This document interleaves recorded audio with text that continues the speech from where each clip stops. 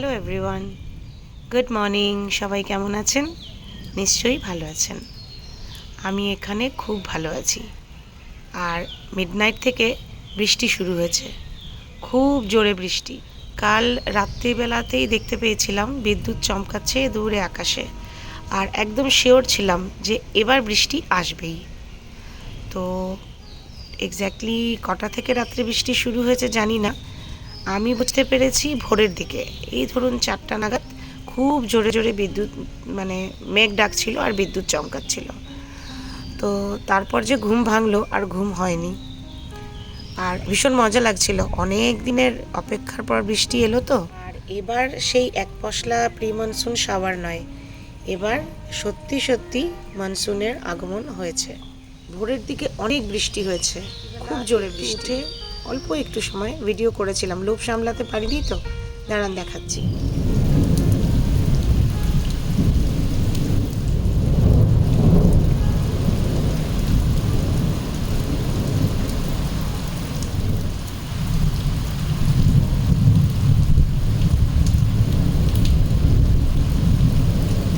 তো এত বৃষ্টি হওয়ার ফলে এখন সেই মাটি থেকে ভাপ বেরোনো ব্যাপারটা আর নেই। এখন একদম ঠান্ডা হয়ে গেছে মাটি, আর চারিপাশের পরিবেশও একদম ঠান্ডা। খুব সুন্দর সকাল এটা। এই অ্যাডেনিয়াম গাছগুলো একটু বৃষ্টির জল পেল। ছেলেকে স্কুল থেকে ছেড়ে আসি, তারপর এগুলোকে বারান্দায় তুলে রাখবো। বাইরে তো অন্য কোনো কভার্ড এরিয়া নেই, তাই বারান্দায় রাখতে হবে। এখন তৈরি করছি ছেলের জন্য ব্রেকফাস্ট। তো ব্রেকফাস্টে বানাচ্ছি এগ রোল। রোজ রোজ কী যে বদলে বদলে ব্রেকফাস্ট দিই, মাথা খারাপ হয়ে যায় একদম। আর সব কিছু খেতেও চায় না, যে যা ব্রেকফাস্ট কমন হবে ঘরের জন্য তা খেয়ে নেবে, একদিনও ম্যানেজ করবে না।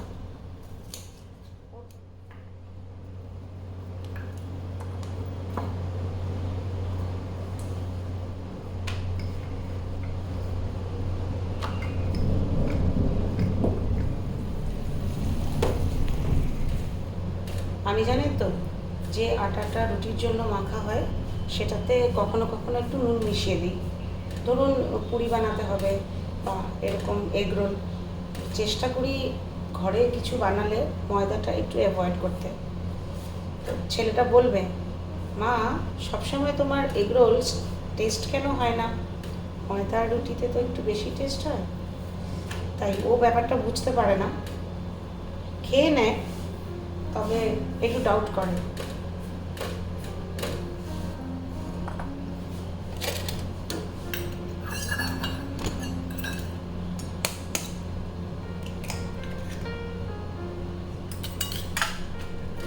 তো আজকের আটাতেও নুন মেশানো ছিল, কালকে রাত্রে মেখে ফ্রিজে রেখে দিয়েছিলাম, নুন মেশানো ছিল,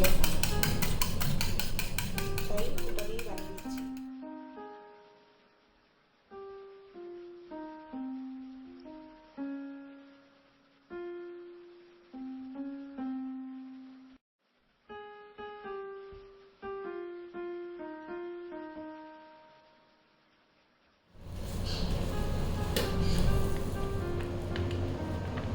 ওর এগ রোল আবার একটু ওর মতন হতে হবে, আমরা যেরকম নর্মালি এগ রোল খেয়ে নিই সেরকম না।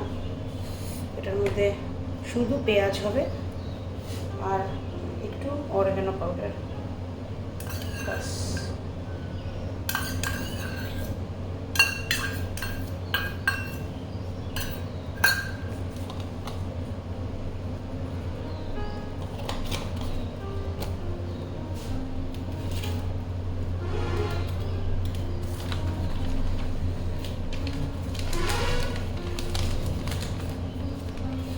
এটা খাবে আর 1 গ্লাস গ্লুকন ডি, ব্যাস মহারাজের হয়ে গেল ব্রেকফাস্ট।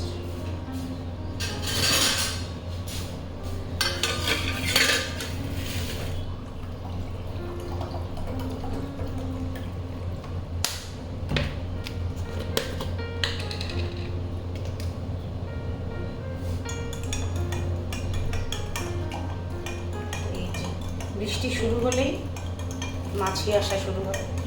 আসলে পেছন দিকের দরজাটা খুলে দিয়েছি তো ঠান্ডা হাওয়া আসার জন্য, ব্যাস ঠান্ডা হাওয়া আসার আগে মাছি এসে গেল। এবার ফটাফট টিফিনে দেওয়ার জন্য স্যান্ডউইচ বানিয়ে নিই, যেটা জেনারেলি ও প্রতিদিনই নিয়ে যায়, খুব রেয়ারই কোনো অন্য জিনিস নেই।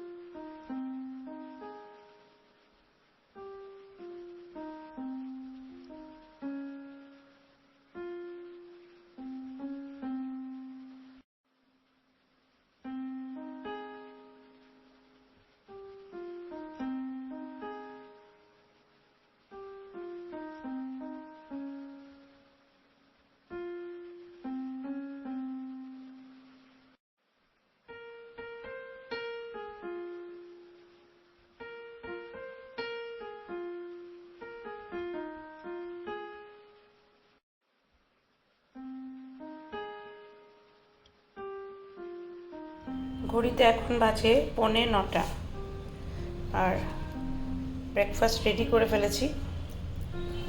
তো ব্রেকফাস্ট করে রান্নাবান্নার কাজ একটু এগিয়ে একটু মার্কেটের দিকে বেরোবো। এদিকে চাও হয়ে যাচ্ছে। যেরকম অবস্থা রাত্রিবেলা হয়েছিল, মানে ঝড় বৃষ্টি, সকালেও ছিল একটু একটু বৃষ্টি, দেখলেনই তো। এখন কিন্তু একদম অন্যরকম অবস্থা, ভালো রোদ উঠে গেছে। আর মানে আজকের দিনটা জবরদস্ত গরম হতে চলেছে।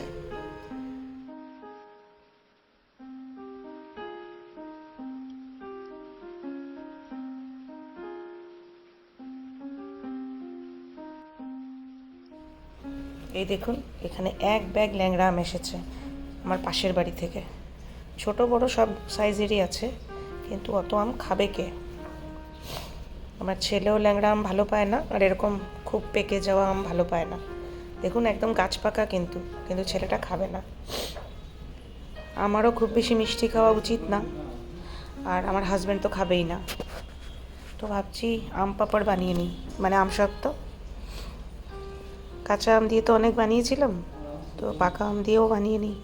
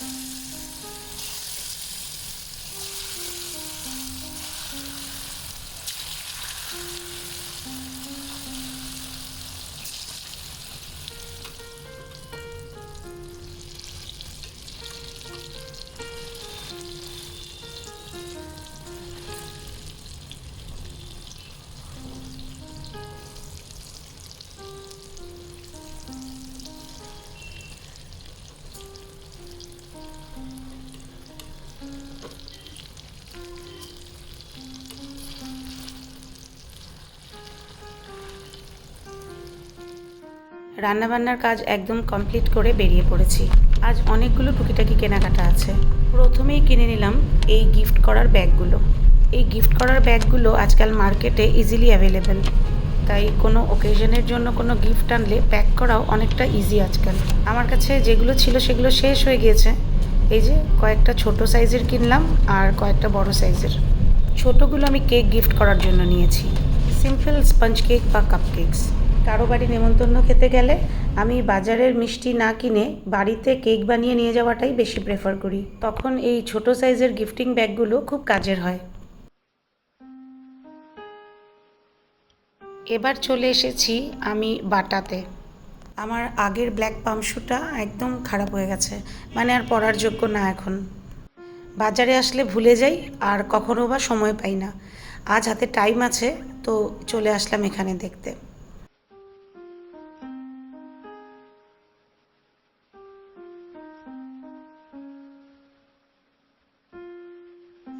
এটা একটু পছন্দ হচ্ছে, দেখি আমার সাইজ পাওয়া যায় কি না।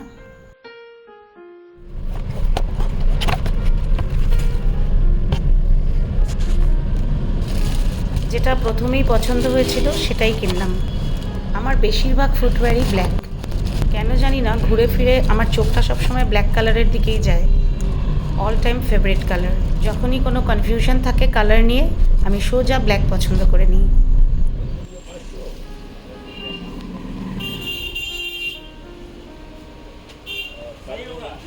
छोटा वाला स्टेपलर मिल जाएगा? नहीं है आज।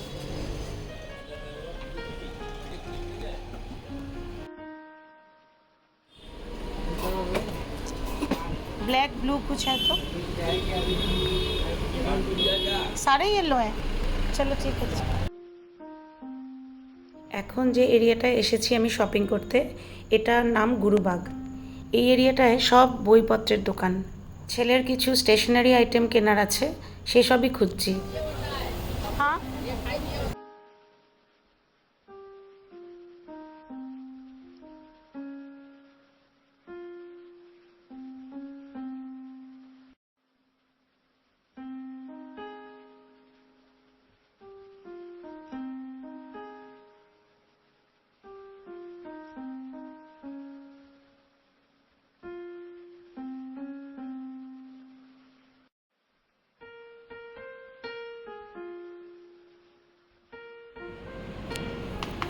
লাঞ্চ করার পর বসলাম গিফট প্যাক করতে।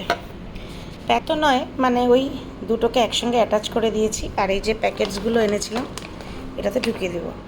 আজকাল এটা একটা কিন্তু সুবিধা হয়েছে, অত র্যাপিং পেপার দিয়ে কষ্ট করে প্যাক করার দরকার নেই, জাস্ট গিফটটা কিনে এগুলো প্যাকেটে ঢুকিয়ে দিলেই হলো। আর এখানে রয়েছে একটা টিফিন বক্স, যেটার ভেতরটা স্টিল আর ওপরটা একটা প্লাস্টিক কভার এরকম। আর এটা একটা ওয়াটার বটল। তো ও 7-7.5 বছরের মেয়ে, আমার মনে হয় ঠিকই হবে, ইউজফুল হবে। এটাকে ঢুকিয়ে দিই এখন প্যাকেটের মধ্যে।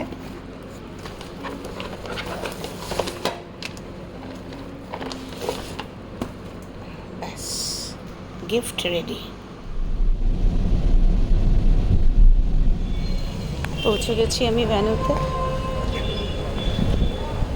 একটু দেরিতেই এসেছি।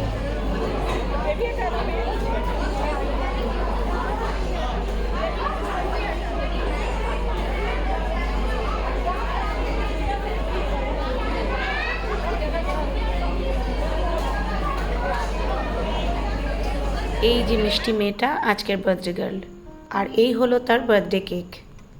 হ্যাঁ, এগুলো বই নয়, এটাই তার বার্থডে কেক। খুব ইন্টেলিজেন্ট মেয়ে সে, একদম অলরাউন্ডার, তাই তার কেকটাও এভাবে বানানো হয়েছে।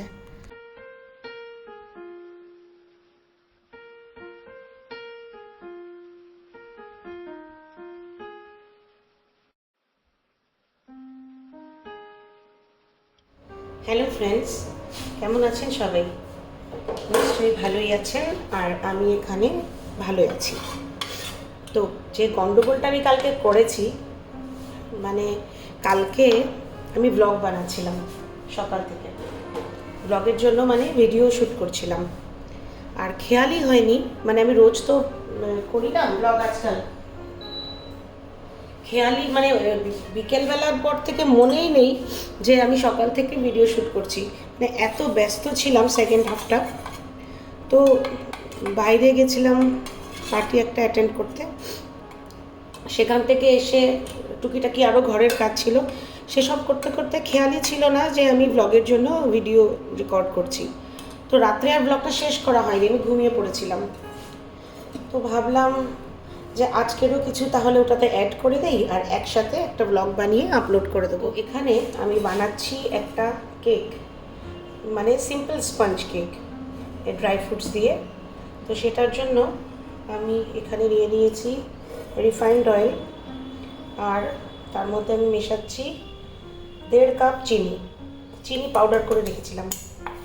আমার যেটা হিন্দি চ্যানেল আছে ক্রেজি শেডস, সেখানে অনেক রকম কেকের আমি আপলোড করেছি ভিডিও। ওখানেও স্পঞ্জ কেকের রেসিপি আছে, তবে এখানটায় আমি এই চ্যানেলটাতে আমি অতটা কেকের কোনো ডিটেল রেসিপি আপলোড করিনি, তাই ভাবলাম এটা আপনাদের সঙ্গে শেয়ার করে নিই। কেক তো আপনারা অনেকেই বানান, এটা মানে আমার পদ্ধতি। অনেক ছোটোবেলা থেকেই মাকে কেক বানাতে দেখছি, তাই আইডিয়া তো ছিলই আগের থেকে। তারপর এত বছর সেই পারমুটেশন কম্বিনেশন করতে করতে যে পদ্ধতিটা আমি অ্যাপ্লাই করি এগলেস কেক বানানোর, সেটা এটা। তো এটাতে আমি মিশিয়ে দিয়েছি রিফাইন্ড অয়েল। ধরুন 1 কাপ মতন নিয়েছি, একটু বড় কেক বানাবো। 1 কাপ মতন নিয়েছি রিফাইন্ড অয়েল, আর তাতে 1.5 কাপ মিশিয়েছি আমি চিনি। ওটাকে আমি পাউডার করে নিয়েছিলাম। তারপর আমি এটাতে মেশাচ্ছি একটু দই। দইটাকেও আমি একটু পাতলা করে নিয়েছি। কেউ কেউ আবার বাটার মিল্ক দিয়েও করে, আমি কখনো করিনি অবশ্য, কিন্তু লোকে করে। আর আমি তারপরে মেশাচ্ছি গুনগুনা দুধ। তো এটা আমি মিক্স করে নিচ্ছি। রিফাইন্ড অয়েল, চিনি আর একটু দই। এই ধরুন 3 টেবিল স্পুন ধরুন দই দিয়েছি আমি এটাতে। আর এখন আমি এটাতে অ্যাড করব লিকুইড দুধ। আমি আন্দাজ মতনই ঢালছি সব কিছু। ধরুন কতটুকু ঢাললাম, এই মুশকিল সবসময় এরকম ঢেলে ঢেলে না, কেউ যখন জিজ্ঞেস করে এক্স্যাক্ট মেজারমেন্টটা বলতে পারি না। এই ধরুন আমি ঢেলেছি 1 কাপ মতন, 1 কাপ ঘন দুধ। আর একটু এক্সট্রা রেখেছি, যদি আমি দেখি যে কম হয়েছে, মানে বেশি ঘন হয়েছে, থিকনেসটা বেশি হয়েছে, তো ওটাকে পাতলা করার জন্য আমি আরেকটু দুধ ঢেলে দেবো। তো এই মিশ্রণটাকে আমি খুব ভালো করে হ্যান্ড বিটার দিয়ে মিক্স করে নিচ্ছি। এখন আমি এটাতে অ্যাড করব ড্রাই ইনগ্রিডিয়েন্টস। অনেকে হয়তো ভাববেন যে ড্রাই ইনগ্রিডিয়েন্টস বলছি, তাহলে চিনি তো মেশানো হয়ে গেছে। তো যারা নতুন নতুন কেক বানাচ্ছেন ওদের জন্য বলছি, চিনিকে কেকের রেসিপিতে ওয়েট ইনগ্রিডিয়েন্টস হিসাবেই কনসিডার করা হয়। তো আমি চিনি যতটুকু দিয়েছি মোটামুটি তার ডাবল দেব ময়দা। চিনি আমি দিয়েছিলাম 1.5 কাপ, তাই ময়দা আমি ঢালছি 3 কাপ। যদি বেশি মিষ্টি খেতে কারো ভালো লাগে তাহলে চিনির কোয়ান্টিটিটা একটু বাড়ালেই হয়। আমি যখন ফ্রস্টেড কেক বানাই কখনো কখনো আমি চিনি আর একটু কমই দিই, কারণ এমনিও আজকাল কেউ খুব বেশি মিষ্টি খেতে চায় না, মিষ্টিটা অ্যাভয়েড করে। একটু কম হয়ে গেছে, একটু মিশিয়ে দিচ্ছি। এই 3 কাপ ময়দা দিয়ে দিলাম, ঠিক যে কাপে আমি চিনি দিয়েছি। কোনো মেজারমেন্টের জন্য আলাদা যেটা রেডিমেড কাপ কিনতে পাওয়া যায় সেগুলো কিন্তু ইউজ করিনি, নর্মাল চা খাওয়ার কাপই আমি ইউজ করেছি। তো ফ্রস্টেড কেকে আমি এর জন্য একটু মিষ্টি কম দিই, কারণ পরে যেসব জিনিস ইউজ হয়, ধরুন হুইপড ক্রিম, আরও অনেক কিছু, জেল, সব কিছুই তো মিষ্টি থাকে, তাই। আচ্ছা, এই ড্রাই ইনগ্রিডিয়েন্টসে আর মানে ময়দার মধ্যে আমি অ্যাড করছি বেকিং পাউডার। বেকিং পাউডার আমি দিচ্ছি এই যে চায়ের চামচে ভরে 1 চামচ, একদম হিট করে নিয়েছি, দেখুন এই 1 চামচ। ঠিক আছে, এখন আমি ঢালবো একটু, সরি একটা জিনিস মিক্স করতে, আমি এর মধ্যে একটুখানি এই ওয়েট ইনগ্রিডিয়েন্টসে একটু ভিনেগারও ঢালবো, 1 চা চামচ ধরুন। ব্যাস, কথা বলতে বলতে দেখেছেন তো, এই কাজ করে করে রেকর্ডিং করলে এরকমই হয়। ব্যাস, হয়ে গেছে। তো আমি এই ময়দার মধ্যে বেকিং পাউডার অলরেডি মিশিয়ে দিয়েছি। এখন আমি এতে অ্যাড করছি 1/2 teaspoon baking soda. Baking soda শেষ হচ্ছে, আমার খাবার আনতে হবে, এটা আজকের জন্য হয়ে যাবে। 1/2 টিস্পুন বেকিং সোডা।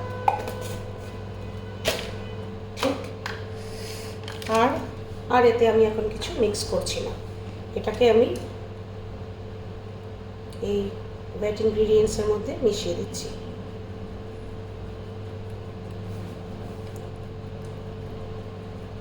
ব্যাস,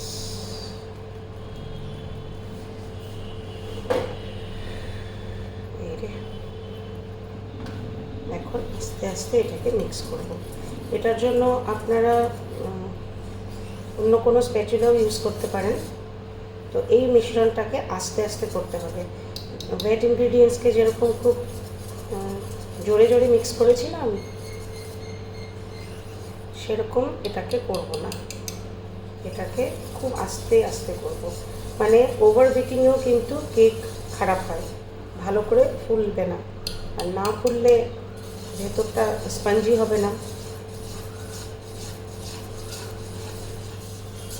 ব্যাকগ্রাউন্ডে একটা আওয়াজ শুনতে পাচ্ছেন না, হয়তো একটু ডিস্টার্ব হচ্ছেন। ওটা আসলে আমি ওভেনকে প্রিহিট করতে রেখেছি। আমি মাইক্রোওয়েভ ওভেনই ইউজ করি। আপনার কাছে টিজি থাকলে ভালো, আর মাইক্রোওয়েভে যদি কনভেকশন মোড আছে তাহলে ওটা এক্স্যাক্টলি ওটিজিরই কাজ করে। তো আমার কাছে একটা ওটিজি ছিল অনেক বছর আগে, তারপর যখন আমি কনভেকশনওয়ালা মাইক্রোওয়েভ কিনলাম আমি ওটিজিটা সরিয়ে দিয়েছি। এ দেখুন, এটা মোটামুটি হয়ে গেছে। এখন আমি এটাতে ঢেলে দিচ্ছি ভ্যানিলা এসেন্স।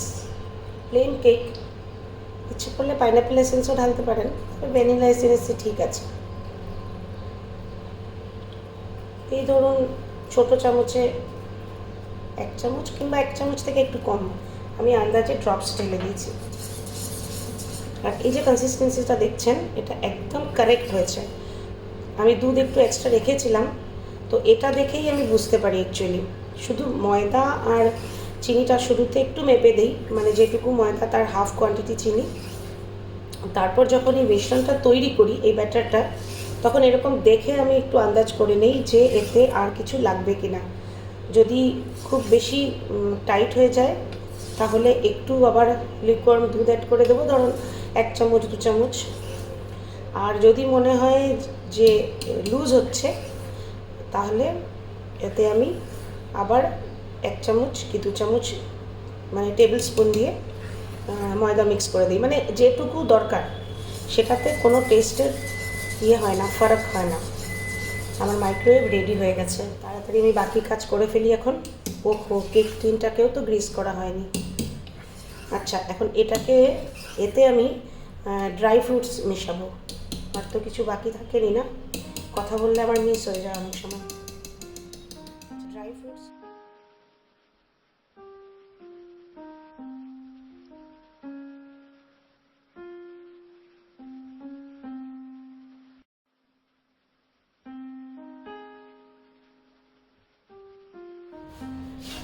এই যে আমি কেক টিন রেডি করে নিয়েছি।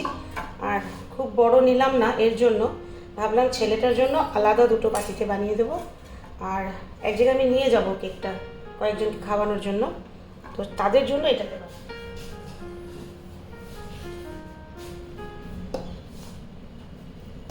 তো আমাদের একটা জিনিস ধ্যান রাখতে হবে, যে যখন যে কেক টিনটা আমি ইউজ করব তার মধ্যে ব্যাটারটা এরকমভাবে ডালবো যাতে এটার হাফ থেকে একটু ওপরে থাকে।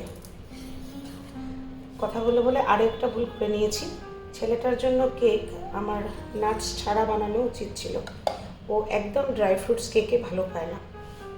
আচ্ছা, তো যা বলছিলাম, এই যে দেখুন আমি হাফ থেকেও আরও কম ঢেলেছি, এর জন্য কারণ আমি মধ্যেখানে ড্রাই ফ্রুটসগুলো দিতে চাই। অনেক সময় কি হয় দেখবেন, ড্রাই ফ্রুটস কেক রেডি হওয়ার পর দেখবেন যে সব একদম বেসে চলে গেছে, তাই কিছুটা আমি এরকম মাঝে দেবো। আর ড্রাই ফ্রুটসে সবসময় একটু ময়দা মিক্স করে ঢালবেন, তাহলে সেগুলো নিচে চলে যাবে না। এবার একটু উপর থেকে আরও ব্যাটার ঢেলে দিচ্ছি।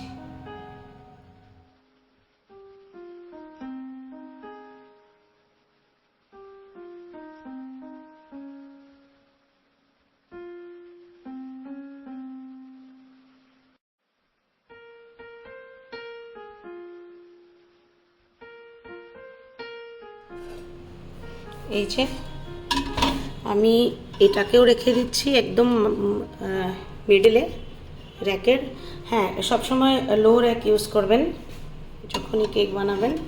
আর এগুলোকেও সাইডে দিয়ে দিচ্ছি, জায়গা হবে তো, হ্যাঁ হয়ে যাবে। এগুলোকেও সাইডে রেখে দিচ্ছি। আর এখন আমি এই প্রিহিট হওয়া ওভেনে, প্রিহিটও আমি 180তেই করেছি, আর এখন আবার 180 টেম্পারেচার দিয়ে এই যে কনভেকশন মোডে দিয়ে দিয়েছি। এখন আমি এটাকে রাখবো 40 মিনিটসে। তো ছোটো বাটিগুলো হয়তো 30 মিনিটসের মধ্যেই হয়ে যাবে বা আরও একটু আগে, কিন্তু বড় কেকটার জন্য 40 মিনিটস চাই। তো ওভেন অন করে দিচ্ছি। আরেকটা কথা হলো, ওভেনের আলাদা আলাদা ওভেন হলে কিন্তু একটু সময়ের ডিফারেন্স আসতে পারে। একই কোম্পানির সেম মডেলের ওভেনের মধ্যেও ডিফারেন্স থাকে। তো আপনার ওভেনে হয়তো এই বড় কেকটা হতে 35 মিনিটসও লাগতে পারে অথবা 45 মিনিটসও লাগতে পারে, মানে 5-10 মিনিট এদিক ওদিক হতেই পারে। তো চলুন অপেক্ষা করা যাক। এই যে কেক রেডি, আর এই যে বাটিতে দুটো, এগুলো ঘরেই থাকবে। এটা একটু ঠান্ডা হোক, তারপরে পিস করে নেব। খুব শব্দ হচ্ছে না, ফ্যান চলছে। আসলে এত গরম না, ফ্যান ছাড়া একদম থাকা যাচ্ছে না। Breakfast time. আজকে ব্রেকফাস্টে বানিয়েছি ডালিয়া, একটু সবজি দিয়ে, দুধ আর ফ্রুটস। চলুন তাহলে ব্রেকফাস্টের পর আবার আপনাদের সাথে কথা বলতে আসছি। কেক ঠান্ডা হয়ে গেছে, এখন আমি পিসেস করে নেব। একটা টিপ দিয়ে দিচ্ছি এখানে, কেক টিন থেকে বের করে নেওয়ার জন্য খুব বেশি ঠান্ডা হওয়ার দরকার নেই। মানে একদম ঠান্ডা করে ফেললে কখনো বা একটু অসুবিধাও হতে পারে। আমি তো নিচে বাটার পেপার লাগাইনি, তাই হালকা একটু যখন গরম থাকবে তখনই কেকটা বের করে নেবেন, দেখবেন খুব সুন্দরভাবে বেরিয়ে আসবে।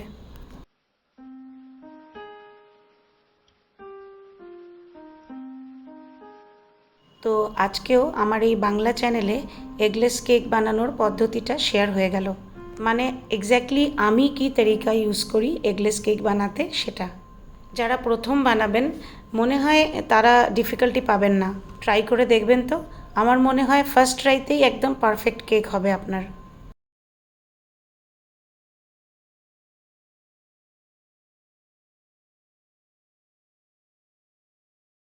দেখতে পাচ্ছেন কেমন স্পঞ্জি হয়েছে?